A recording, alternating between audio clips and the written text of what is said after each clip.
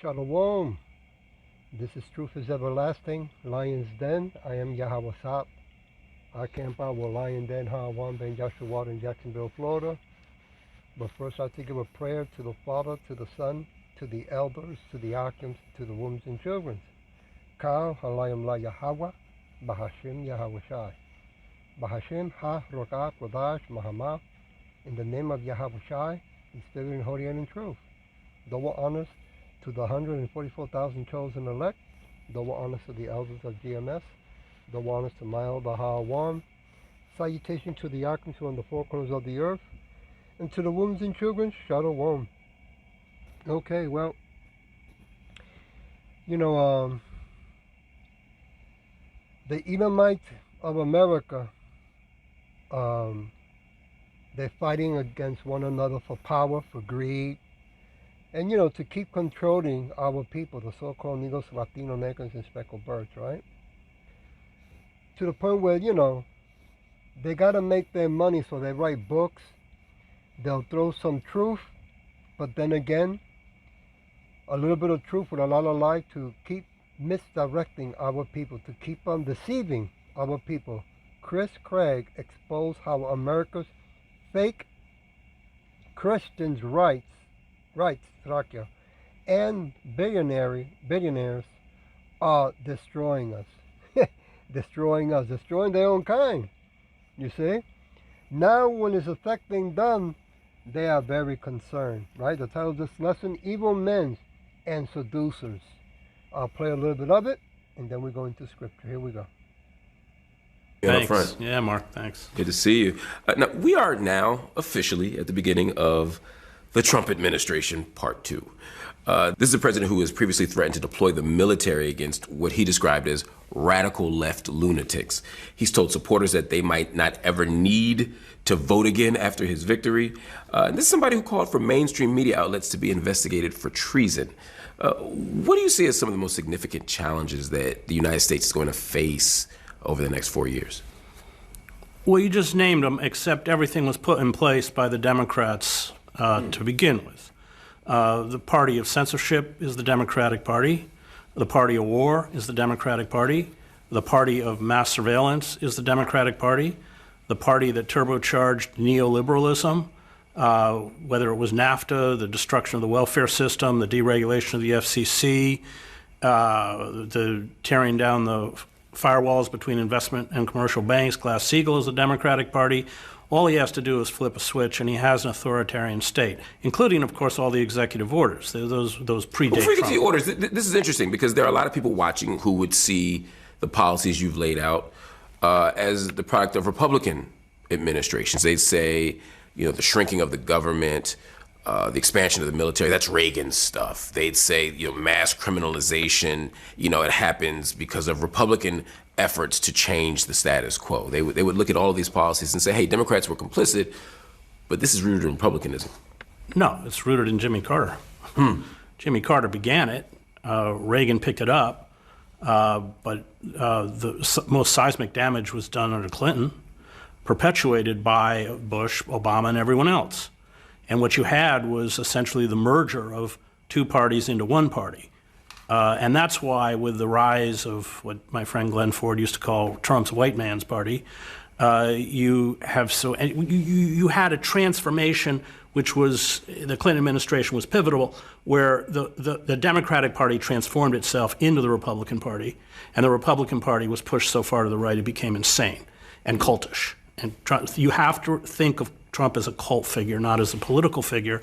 And so, no, the Democratic Party is as or more complicit. And then with the breakdown of the Republican Party and its transfer of its allegiance to Trump, you saw the establishment wing of the Republican Party merge with the Democratic Party, Liz Cheney. I mean, Harris's vapid, celebrity-filled, issue-less campaign was... you taking no prisoners today? Was promoting her endorsement by Dick Cheney, a war criminal who left office with a 13% approval rating. I mean, it shows you how utterly out of touch the Democratic Party has become. But let's say the ruling class. I mean, they live in an echo chamber which is perpetuated by the media. So they actually don't have a clue about, number one, the damage that they've inflicted. Their whole, 30 million mass layoffs since 1996. And I know half of my family comes from rural Maine. I've seen what NAFTA does. Their reaction is not one I embrace, but I understand the desperation, the anger, the legitimate anger. The towns that, like where my grandparents are from in Mechanic Falls, Maine, the bank is boarded up. I mean, I remember as a boy, they were never made a lot of money, but my grandfather worked in the post office and we're deconstructing all of these institutions that once he had a pension, he had a stable income. That's vanished. It's gone. And the Democratic Party is as complicit. Let me pause you for a second, because I want to drill down on some of these things. You said a lot of really important things. One of the things you just talked about was an out-of-touch elite. We're certainly seeing a growing concentration of wealth and political power among a very small group of people. I think most notably of the fact that Trump has assembled the richest set of advisors and cabinet members in American history. They're worth a collective $450 billion. And of course, there's increased corporate influence and billionaire influence over the Democrats, the Republicans, over the whole political scene. How much of that context is important for understanding the future of American democracy? Is American democracy under threat because of this stuff? Under threat? Does it exist, Mark? I don't think it exists. It's a veneer. It's the end of the Roman Empire. You have the symbols, the iconography, and the language of a democracy, but internally, corporations and oligarchs have seized all of the levers of power. I looked at this election as a battle between corporatists and oligarchs. Corporatists, the Democrats, they want something very different from oligarchs. Corporatists want stability, they want decorum, the kind of decorum that Obama had or Bush had, or Bush was an idiot, but at least he had some, they could clean him up a little bit. And Biden, whatever his cognitive failings were, because they want stability, especially in terms of trade agreements, because they make investments overseas. It takes a while for a return on a profit. Corporatists want something different from oligarchs. Oligarchs are about chaos. They're about, as Steve Bannon said, deconstructing the administrative state. Why? Because it is a pure form of rentier capitalism. And by that I mean that they make their money by setting up toll booths, Amazon, all of these digital media platforms. It's not about producing goods. And the more that the state is deconstructed, that's why they want to abolish the Department of Education, everything that we need as a civil society becomes privatized. And you see it in I wrote a book called America, the Farewell Tour, begins in Scranton, Pennsylvania, where everything, the sewer system's privatized, the parking authority is privatized, the electricity is privatized, and of course they've jacked up the rates, and the services are not very good. And they want to privatize the post office, so we can have a dysfunctional post office like the UK, which is privatized. And so that's what oligarchs want, and the oligarchs have won. They won. And but that's what this battle was about. In terms of if we strip away its the kind of trivia or the cultural differences between the two parties, that at its core was what it's about. And so we have, as you point out, we have now an oligarchic system. But as Aristotle wrote, once you create an oligarchic system with those kinds of inequities, then your only two choices are tyranny or revolution. Mm-hmm. You talk about people choosing fascism, people or the conditions being set for people to almost have no alternative choice. And you've written about this idea. You wrote an article, in fact, that I thought was super interesting, how fascism came. Now, that term itself has its roots in Mussolini's authoritarian rule during World War I. I think of brutal oppression. I think of the crushing of dissent. Is it not hyperbolic at this moment in history to say that that's what we're facing here?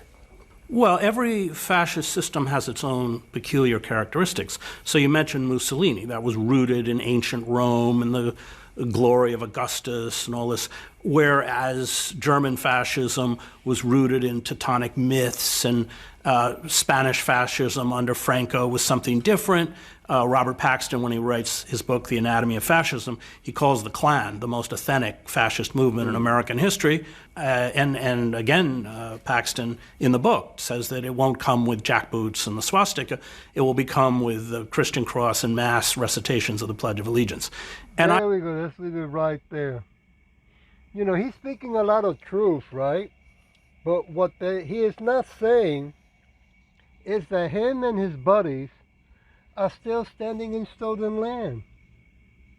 See? So it doesn't matter just because you want to change it to fascist or Roman or whatever else he wants to call it, okay?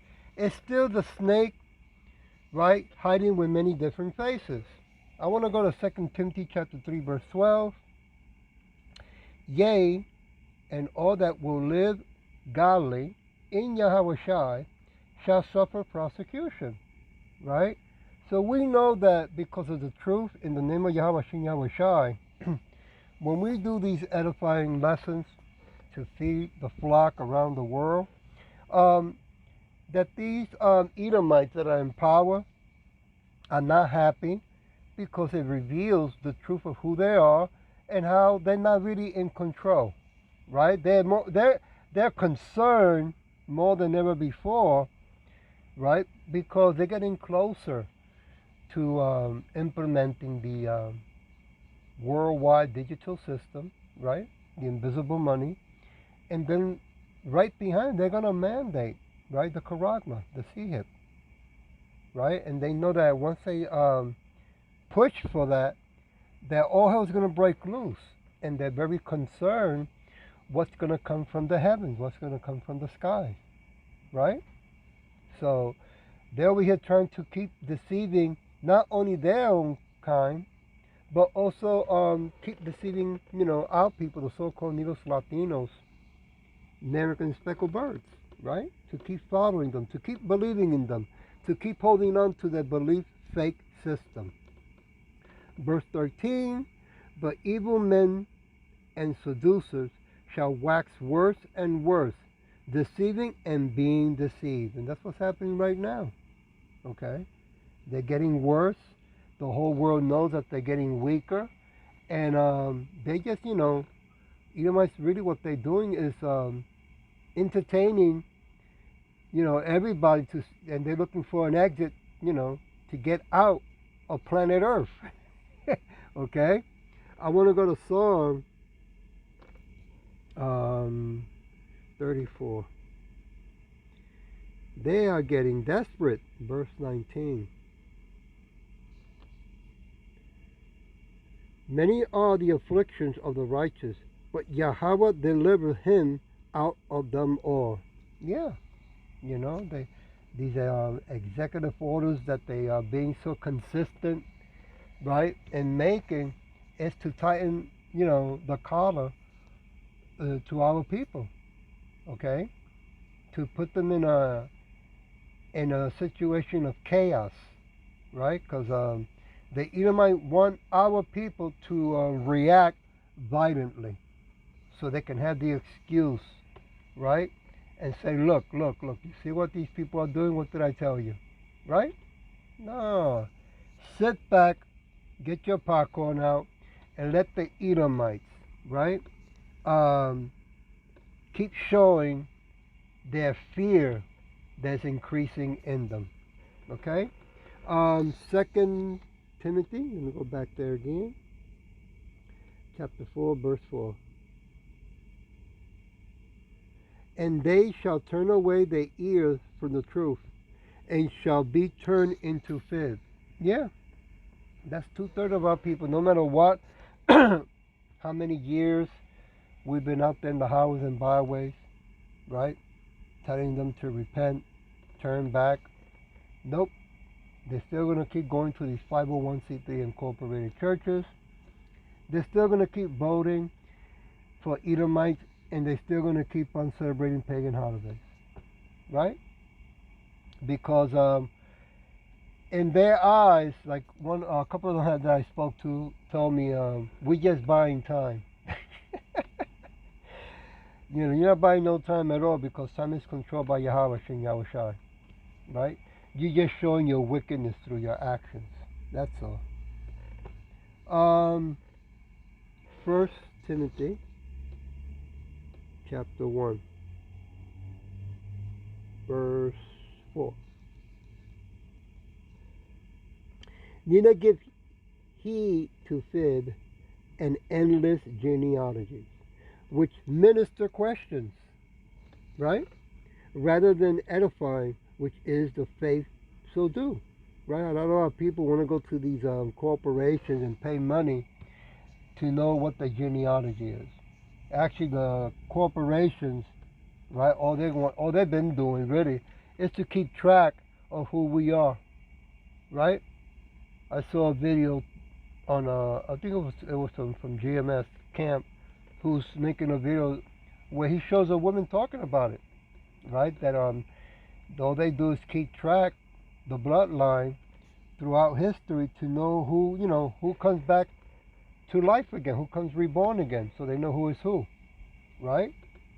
You gotta understand that you might spend a lot of money in the billions to keep track who we are and to make sure, right, that we do not wake up. And if we do wake up, well, they want to know who is that woken up, so when the time comes, they can make their move, right?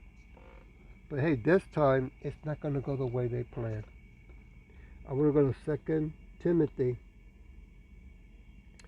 chapter 3, start with verse 1.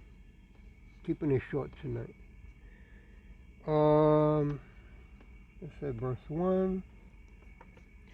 This know also that in the last days perilous times shall come. And boy, are we so close to it, right? Verse 2, for men shall be lovers of their own selves, covetousness, boasters, proud, blasphemers, disobedience to parents, unthankful, ungodly. Yeah, they don't. Our people, are so involved in the things of this world only. They don't care about the truth. They don't care that they come from a very powerful, wealthy family of 12 tribes. They don't care that they are the true Hebrew Israelites. Verse 3, without natural affection, truth breakers, false accusers, incontinent, fierce, despisers of those that are good. Verse 4, traitors, heady, high-minded, lovers of pleasure more than lovers of Yahweh. Woo, man, that doesn't hold no punches. Verse 5, having a form of what? Godliness, but denying the power thereof, from such turn away. Yeah. I was, Saturday when I went to camp, I stopped at a health store, get a shake, and a lady started talking, and we hit it off. She was a Jake. We hit it off, started talking, and she got into the topic of Buddhism. And I just listened for a minute or two, and then I said, well, you might want to look into it because, that's really imposters. They're not really doing the work of the true living God. So, when you say that, the next question that arises, well, how do you know what is the truth? I go, that's a good question. You see, the truth is not something you can go to school, get a college degree. It's not something you can pay for, right? Truth only comes from the true living God, and He decides who to give it to. That's the way that works. And, and our people have a hard time accepting that, receiving that, and understanding that because they believe so much in this wicked world. They really want to believe that the Edomites, hold the truth, and that you can go to school, to a college, and get a degree, right? That because you can read English, that therefore you can think logically, right, and righteously. It doesn't work like that. Okay. Where was I? I want to go to Titus. That's what I want to go to. Titus chapter 1. Let's go to verse 15.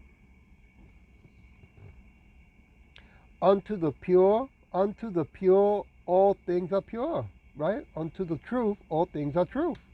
But unto them that are what? Defile. Unbelieving is nothing pure, nothing true. But even their mind and consciousness is defiled, right? So they try to hide the defiledness, thinking that nobody sees it. It doesn't work like that no more. Hey, even the internet with all the technology that they have, they know, right, that more and more of our people are waking up around the world, and they know who is not woken up, right? They keep track, right? So if they're keeping track, don't you think that those who are woken up are also, right, know who loves the truth and who doesn't, right? And don't you think that Yahweh Shin Yahweh Shai with the angels from the beginning of time records and watches all things? Come on, man. And controls all things. Always has and always will. I want to go to verse 16. They profess that they know Yahweh, but in works they deny him, being unabominable and disobedient unto every good work reprobates. Yeah, you know, their actions speak louder than their words. You see? So none of us can hide from Yahweh Shem Yahweh Shai to begin with. To think and believe that you do, that's ignorance in your part, right? So I'm going to leave it with 1 Corinthians chapter 6. Give me a minute, I'm looking for 1 Corinthians. Here we go. Chapter 6, verse 12. Leave it with this. All things are lawful unto me, but all things are not expedient. All things are lawful for me, but I will not be brought under the power of any. And that's how come we need Yahweh Shai, because boy, the Edomites are escalating everything from spraying in the air, polluting the air, the water, the land, the food, the clothes, the money, and our people, right? And it's only going to get worse, man. It's not going to, get any better until Yahweh, Bahashim, Yahweh Shai come back, right? Yahweh the Father send Yahweh Shai back to come and remove this wicked kingdom, which is not our kingdom to begin with, right? And the great news is that when Yahweh Shai comes back, he's coming back with a host of angels, or army of angels, which are our brothers also, okay? And once that happens, then Rome will be no more. Wickedness will be no more on earth. I hope that this was edifying, and with that I'll say Shalom.